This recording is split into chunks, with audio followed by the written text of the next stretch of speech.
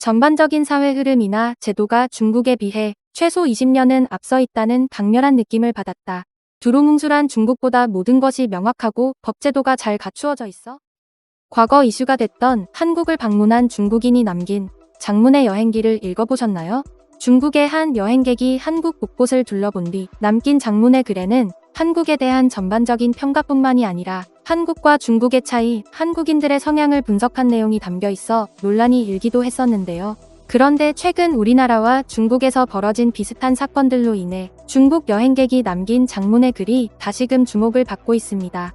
그러면 최근 우리나라와 중국에서 벌어진 논란이 된 비슷한 사건들과 중국 여행객이 한국을 둘러보고 남긴 장문의 글을 살펴보겠습니다. 2달 전 중국 광동성 광저우의 한 거리에서 한 여학생이 무릎을 꿇고 비는 모습이 영상에 담겨 중국뿐만이 아니라 우리나라에서도 화제가 되었는데요. 여학생이 길거리에서 무릎을 꿇고 있던 이유는 자신이 실수로 떨어뜨린 돈을 주운 사람이 돌려주지 않아서였습니다. 여학생은 길을 가던 한 여성이 돈을 주어 주머니에 넣는 것을 보고 돌려달라고 부탁했지만 돈을 주운 여성은 주운 사람이 인자라며 오히려 여학생에게 화를 내고 삿대질을 했죠. 现在人家的钱没有给这个小孩子200块钱，看到他讲的，人家这个不用说给人家说太不合适了。 여학생이 잃어버린 돈은 200위안으로 한화 약 4만 원 정도였는데요. 다행히 이를 본 행인의 도움으로 학생은 결국 돈을 돌려받게 되었지만 심적으로 많이 힘들었는지 그 자리에서 한참을 울었다고 합니다. 억지를 부리는 중국 여성의 모습에 네티즌들은 상식적이지 않다는 반응을 보였는데요. 우리가 이해하기 힘든 중국의 이기적인 행동은 몇 년 전 일어난 또 다른 사건에서도 살펴볼 수 있습니다. 특히 이 사건은 우리나라에서 벌어진 일과 같지만 결과는 정반대여서 화제가 되고 있는데요. 비슷한 사건이지만 한국과 중국에서의 결과는 어떻게 달랐을까요? 몇 해 전 중국의 자동차 판매점에서 근무하던 한 젊은 여성이 2천만 원 상당의 자동차를 2,200원으로 잘못 표기하는 실수를 저질렀는데요. 누가 봐도 실수일 정도로 터무니없는 가격인 만큼 접수된 주문을 취소하고 가격 오표기에 대해 사과하면 끝날 일이지만 중국인들은 판매점으로 몰려가 억지를 부리며 직원을 핍박하기 시작했습니다. 打错跟我没关系，是你们打你就给我拿车。对，拿车。大爷，但这钱真不够。13，不用找了。这钱真不够，大爷，咱这12万9800的车。你们广告打的就12块98。大爷，您这样，您全款贷款，您要是零首付的话，13块钱都不用掏。你埋汰我呢？我还用贷款吗？我一月光玩网就1600。你跟我玩这个，我拿钱砸死你！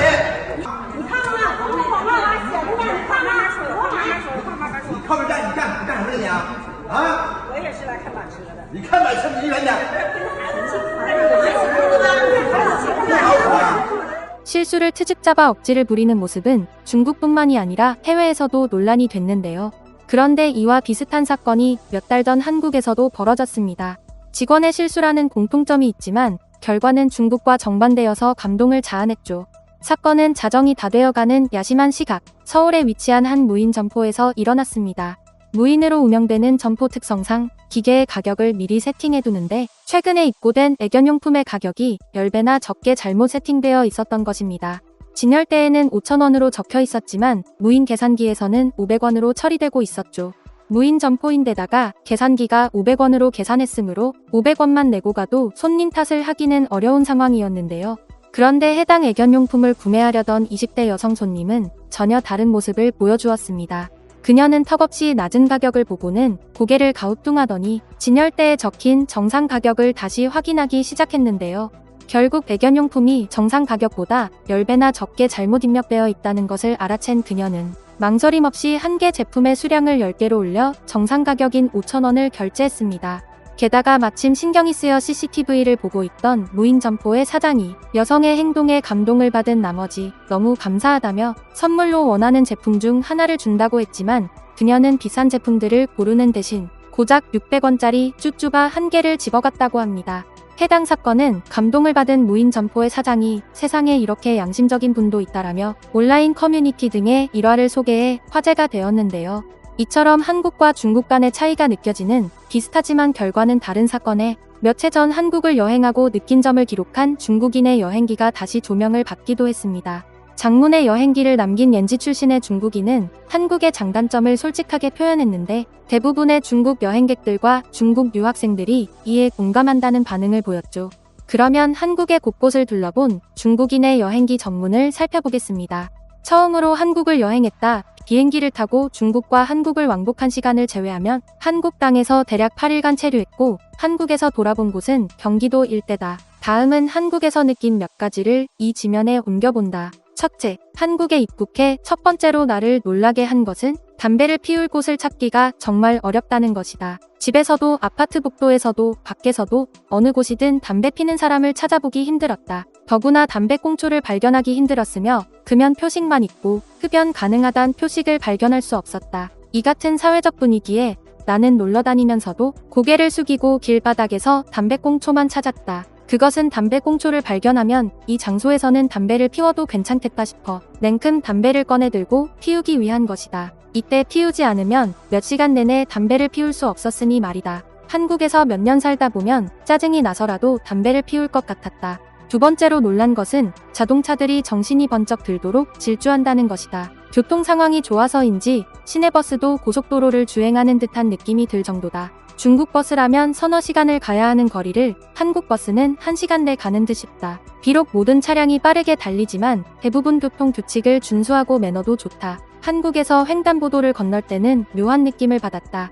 횡단보도를 건너갈 때 차량이 다가오면 중국에서처럼 습관적으로 주춤하고 차량이 통과하면 건너가려고 했는데 오히려 한국 운전자는 차를 멈추고 웃으면서 나를 향해 먼저 건너가라고 손짓한다. 짧은 한국 여행 동안 이 같은 상황을 3번이나 겪었다. 그러고 보면 횡단보도든 뭐든 자기 갈 길만을 급하게 가려고 하거나 앞에 사람이 보이면 더 속도를 내면서 겁을 주는 중국 운전자들의 이기적인 심보에 비해 한국 운전자들은 매너나 시민의식이 매우 높다는 생각이 들었다. 세 번째로 놀란 것은 발달한 서비스업이다. 중국에서 소비하다 보면 돈을 쓰고도 찝찝함이 들거나 재수없다는 느낌이 들어 뒷맛이 개운치 않을 때가 한두 번이 아니다. 하지만 한국 서비스업은 그 차원이 완전히 달랐다. 소비할 때마다 기분이 너무 좋았다. 한국인들이 어찌나 친절하게 대하는지 음식점이든 가게든 소비만 하면 감사하다는 말까지 듣게 된다. 비록 한국 사회 내부를 자세히 들여다볼 시간적 여유는 없었지만 전반적인 사회 흐름이나 제도가 중국에 비해 최소 20년은 앞서 있다는 강렬한 느낌을 받았다.